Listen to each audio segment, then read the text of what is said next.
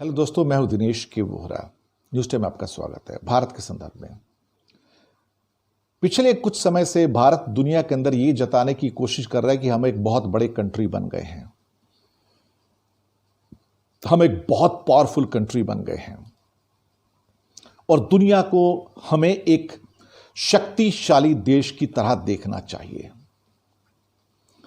भारत चाहता है कि यूरोपियन यूनियन के देश Germany, France, Britain, Switzerland, Belgium या बाकी जो देश हैं, America, Canada, Japan, Australia, New Zealand, Korea, वो हमको एक शक्तिशाली देश की तरह देखें। शक्तिशाली देश वो होते हैं जो दूसरों के सामने हाथ नहीं फैलाते हैं। शक्तिशाली देश किसी से कुछ लेते नहीं है, किसी को कुछ देते हैं। जब आप शक्तिशाली देश होने की बात करते हो और उसके बाद फिर अगले ही दिन आप लोगों से कहते हो कि आओ भारत के अंदर पैसे लेके आओ, हमें लोन दो, यहां इन्वेस्ट करो, तो फिर ये आपको एक कमजोर प्लेटफॉर्म के ऊपर खड़ा कर देते हैं। आपने कब कहा कि अमेरिका, यूरोपियन यूनियन, जापान कब कहते हैं कि हमारे यहां आप आके इन्वेस्ट करो? उनके पास बहुत पैसे हैं,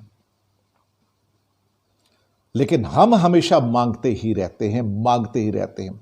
कभी जापान के जीका से मांगते हैं, कभी एशियन डेवलपमेंट बैंक से मांगते हैं, कभी वर्ल्ड बैंक से मांगते हैं, कभी आईएमएफ से मांगते हैं, कभी AIIB से मांगते हैं, कभी टेक्नोलॉजी मांगते हैं, कभी पैसा मांगते हैं, कभी FDI मांगते हैं। हम मांगते ही रहते हैं, हाथ हमारा ऐसे है।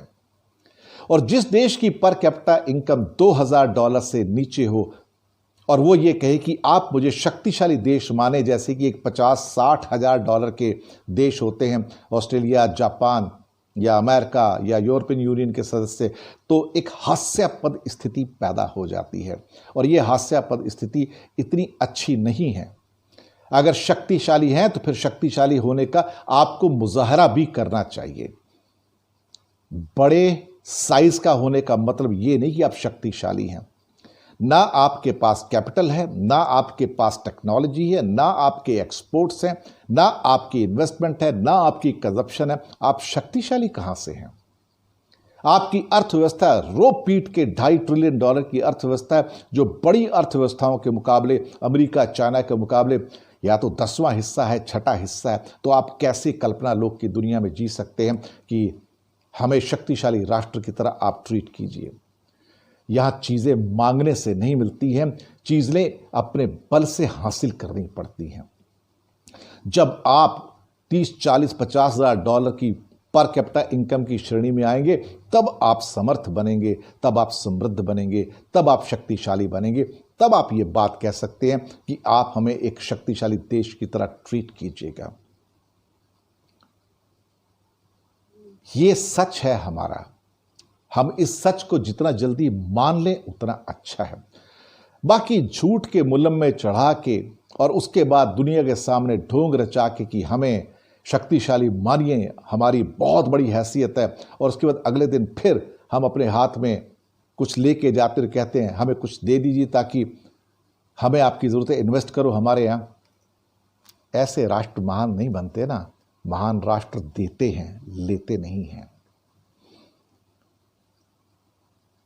यही सच्चाई है।